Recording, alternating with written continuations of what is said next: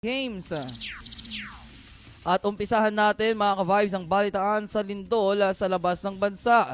DFA kinumpirmang ligtas ang mga Pilipino sa Venezuela matapos ang magkasunod na malakas na lindol. Ang detalye ng balita, ibabalita sa atin ni DJ Joey Boy. GV Balita Express.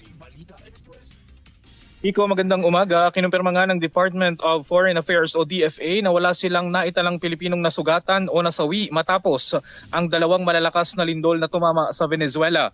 Ayon sa ahensya, patuloy na minomonitor ng Embahada ng Pilipinas sa Bogota, Colombia ang sitwasyon at nakikipag-ugnayan na rin sa mga Pilipinong nasa Caracas at Barinas upang matiyak ang kanilang kaligtasan. Sa ngayon, wala pang ulat ng anumang pinsala o nasawing Pilipino kaugnay ng insidente.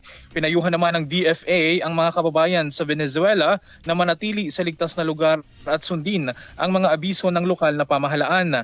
Matatanda ang unang tumama ang magnitude 7.2 na lindol sa kanlurang bahagi ng Caracas na sinundan makalipas ang wala pang isang minuto ng mas malakas na 7.5 na pagyanig. Dahilan upang magdeklara ng state of emergency ang pamahalaan ng Venezuela.